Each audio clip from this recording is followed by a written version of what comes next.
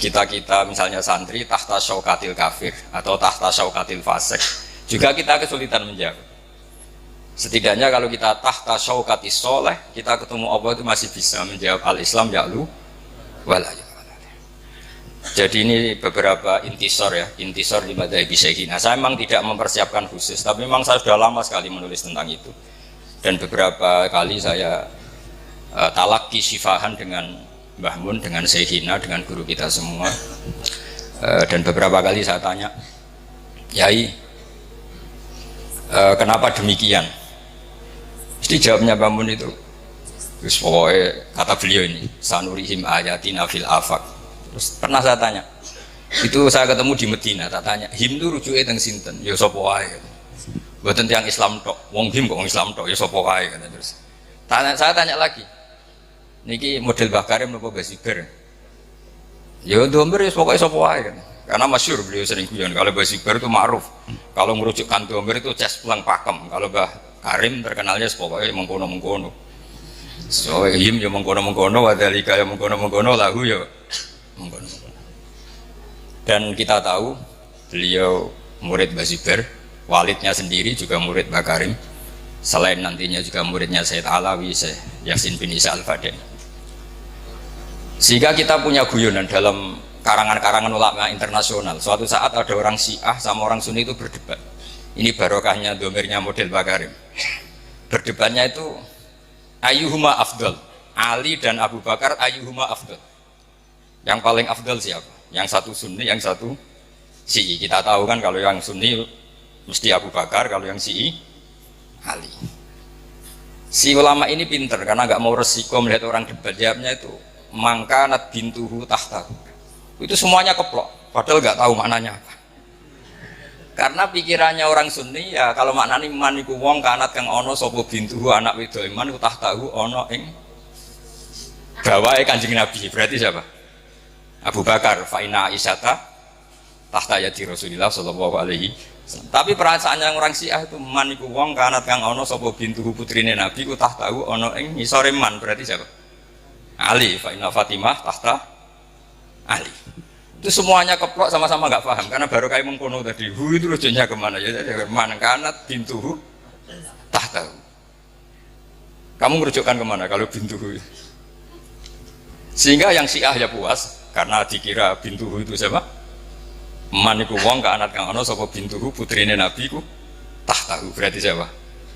Sayyidina Ali. Kalau ahli sunnah maknane man iku wong kanat kang ana sapa bintuhu putrine Abu Bakar iku tahtahu ana ing sore mengkono. Ya artinya siapa? Kanjeng Nabi. Berarti siapa? Ya Abu Bakar. Jadi ini penting sekali. Jadi saya membela mazhabnya guru kita Mbah Mun itu bukan karena sekedar kita muridnya atau ingin menyenangkan beliau, itu enggak. Tapi satu tasdek sing al-qawahabi yang kita siap ketemu Allah dengan mazhab itu. Kita tentu tidak siap kan, misalnya ditanya Allah kayak apa hegemoni Cina, hegemoni orang-orang fasik menguasai sekian perdagangan apa-apa, dan itu bisa membeli jabatan, membeli pejabat. Kemudian kita tidak punya kiat supaya mereka itu tahtana, supaya mereka itu tahta syaukatina. Loh, saya ada politik, saya ada DPR, justru itu saya fair, hanya membela secara ilmu. Kalau saya ma'ruf amin mungkin Pak Dum wakil presiden gitu. Saya ini tidak ma'ruf amin. Saya benar-benar teman sampean yang nggak jelas ini. Tapi justru bagus nggak jelas. Ketok menusane. Jadi ini penting, ini saya baca saja, saya tunjukkan beberapa halaman ini, terutama yang ma'arif supaya jelas. Ini di kitab saya cetakan Darul Fikr atau cetakan juga ada yang cetakan DKI, ada yang cetakan Toha Putra. Ini saya sebut 3 cetakan karena saya punya adat kalau kitab induk terutama yang membela Syekhina itu saya sampai punya 3 naskah. Jaga ini kalau ada naskah salah saya tahu. Di antara yang dikatakan Imam Ghazali dan sudah saya cek di sarahnya yaitu di Ithaf. Karena resikonya matan kadang dikritik apa? Syarah. Kita tahu kan misalnya Takrib mengatakan mabid di Mina itu sunat, kemudian oleh syarah dibenarkan kalau itu apa? Wajib. Di antara yang dikatakan beliau Imam Ghazali adalah begini. Ini untuk anak-anak dan terutama ma'arif supaya di dokumen. Di Ihya saya itu juz 4 ya, juz 4 halaman 139. Tapi mungkin kalau nanti beda halaman ya dicarilah di babnya ikut kitab Sobri wa Syukri. Di sini ada kalimat, ada kata-kata atau ada kalam wa amal izzi wal jah fa bihi yatul insan an nafsi adulla wa dhaima. Terus di antaranya beliau mengatakan fakama yahtajul insanu ila saqfin yakfau anal mator wa jubbatin tadfau anhal barda wa qalbin yadfau dhiba an masyati fayahtaju aidan ila man yadfau syarra bi an nafsi. Terus dalam sebuah naskah dikatakan kalau kezaliman saja punya satu backing dari aparat oknum tentu ya, masa kesalahan tidak punya backing dari negara. Akhirnya nanti kita bingung, yang orang-orang maksiat punya backing oknum misalnya, yang orang soleh tidak punya backing, sehingga pertunjukan maksiat semudah itu muncul. Ketika mau ada pengajian susah karena kita dengan waliul amri berhadapan. Tapi barokahnya Mbah Mun, barokahnya banyak ulama, kita punya adat nggak berhadapan-hadapan dengan waliul amri, sehingga kita mudah mengadakan pengajian. Bahkan di semua departemen ada masjid, di lembaga kampus besar juga ada masjid, di mana-mana ada masjid dan ada pengajian. Ketika Rasulullah SAW punya mitra politik namanya Khuza'ah. Kabilah Khuza'ah itu tidak Islam tapi jadi mitra politiknya Rasulullah karena mereka yang memberitahu tentang rahasia-rahasia kafir Mekah. Itu oleh Ibnu Hajar al Asqalani ketika cerita itu. Saya ulang lagi bahwa yang dilakukan Syekhina itu bukan sekedar lahu manhajun sahih, tapi memang ada sanad yang qawi. Karena kita selalu berprinsip tadi al-Islam ya'lu wala yul'al. Dengan melihat Jakarta gaduh kayak gitu, melihat Semarang orang-orang kaya non muslim, orang-orang nggak sholat punya kekuasaan karena kaya raya. Lalu ketika kita ditanya, sudahkah melakukan proyek atau program al-Islam ya'lu? Tentu kita kebingungan. Tapi kalau mereka tahta syaukatina, karena kita punya Gus Yasin, di Rembang punya Gus Kamil, itu enak.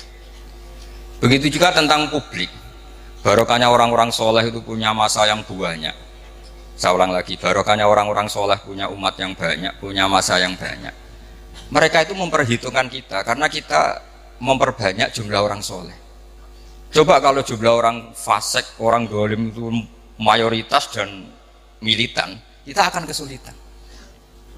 Makanya Rasulullah itu mewanti-wanti, jangan sampai kalian semua atau siapa saja orang Islam itu man katsara sawada qaumin fa huwa minhum. Tapi barokahnya Habib Syekh misalnya kalau konser kayak gitu orang banyak kiai yang punya umat banyak. Dong fase apa macam-macam yo mikir pemerintah nak penyalon presiden iso takobal wa minamikum takobal ya garing mana.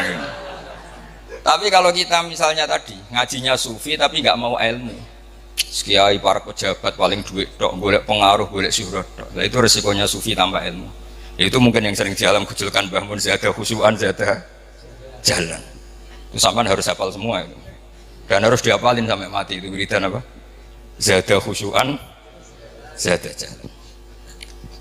Misalnya dalam konteks Palestina. Palestina itu tentu musuhnya Israel.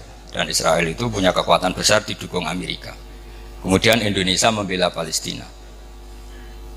Bela Palestina kemudian diikuti oleh orang-orang Eropa dan non-Muslim. Orang Eropa itu non-Muslim. Lalu pertanyaannya, apakah orang Palestina kemudian berarti mualah sama orang kafir? Karena orang Palestina harus mualah sama apa? Orang-orang apa? Eropa? Apa tidak? Saya pastikan khazanah ilmu cukup untuk menganalisis itu. Yaitu Rasulullah punya aibah, yaitu punya teman dekat, koalisi, khalif kalau dalam bahasa Arab. Itu orang Khuza'ah. Dan itu tidak Islam. Tapi tidak pernah menyembunyikan makar atau tipu daya yang dilakukan kafir-kafir Mekah, selalu mengupdate, memberitakan itu ke Rasulullah SAW. Padahal mereka tidak Islam. Logika yang terbangun gimana? Ya logika yang terbangun karena Rasulullah itu soleh, bahkan ya tentu super soleh, imamus solihin. Ini di kitab Ibnu Hajar al Asqalani, di Fathul Bari juz 5. Beliau mengatakan kalau ada kasus seperti itu atau konteks seperti itu, Wala yu'addu dzalika min muwalatil kuffar wala muwadatu a'daillah bal min qabil istikhdamihim wa taqlili syaukati jam'ihim wa inka ibadihim bi ba'din. Jadi kalau orang Eropa kamu biarkan tidak koalisi dengan Palestina, artinya Israel malah absolut karena semua dunia dukung Israel. Tapi barokahnya orang Palestina, orang Indonesia koalisi sama Eropa, Israel tidak terlalu solid karena tidak absolut. Artinya begini dalam hukum kias. Betul, ini saya intisor lisayhina. Kalau misalnya para pejabat itu hanya dikuasai orang fasik, semua kerjanya programnya membela mereka. Tapi kalau dekat Mbah Mun, dekat kiai, setidaknya diarahkan mikir ngaji, nganggep pondok tidak problem. Paham ya? Ini jelas ya. Jadi saya mohon sekali, mungkin Anda punya guru yang dulu mazhabnya beda dengan Syekhina. Tapi saya pastikan saya nulis ini lama sekali. Intisar li Syekhina, tulisan-tulisan saya tentang beliau. Dan ini saya lihat di Ihya, di Ithaf. Jadi beliau begini itu bukan mubtadi, bukan hal yang baru, memang muttabi, guru-gurunya seperti itu. Bahkan beliau sering cerita ke saya, Salahuddin Al-Ayyubi itu iso ngalahno pasukan salib itu barokah kitab Ihya. Barokah kitab apa? Ihya. Karena beliau mengkaji Ihya. Pernah beliau tak tanya, apa Salahuddin Al-Ayyubi itu menangi Imam Ghazali? Kata beliau, "Mbok menangi ora. Pokoknya pinter ngono iku barokah Ihya," kata dia. Karena pernah tak hitung itu ya kayaknya ada menangi gitu. Karena saya pernah juga di Masjid Salahuddin Al-Ayyubi itu yang ini saya baca terus. Ini yang masih di Ihya. Kemudian dibenarkan oleh Ithaf. Wa kadzalika ulama udini. Ya ini saya baca lagi. Wa ala hadal qasti kanal anbiya alladzina la mulka lahum wala saltanata yurauna salatina wa yatlubuna indahum al-jah. Dulu para nabi itu ya jadi penasihat presiden. Karena kalau nabi nggak mau, orang soleh nggak mau, penasihatnya kalau PKI gimana? Kan jadi pusing.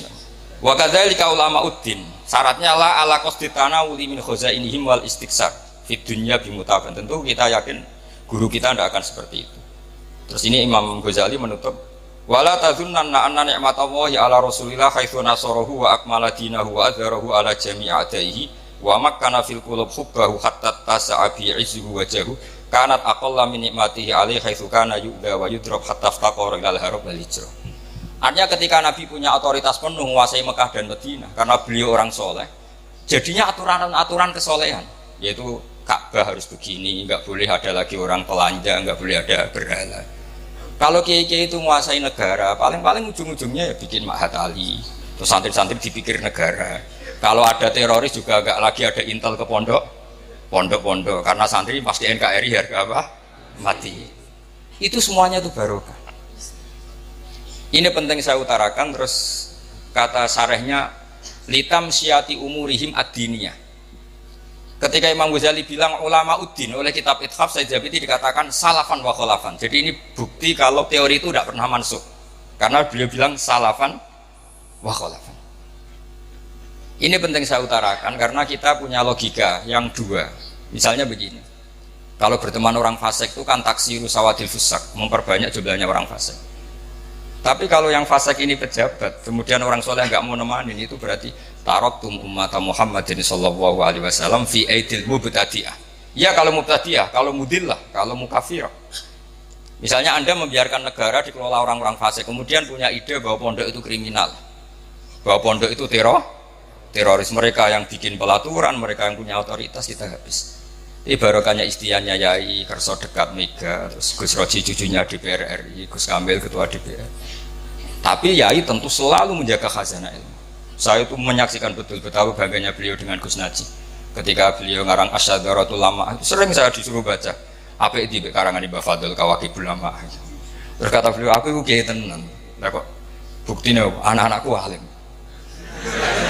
Terus lama-lama jadi beliau itu mewakili minal janibin. Jadi yang negara ya diurus, khasnya pesantren juga apa? Diurus. Jadi ini penting saya utarakan supaya kamu ala yakinin bahwa kita membela madhab Syekhina itu ala yakinin, ala bayinatin, bukan sekedar kultus.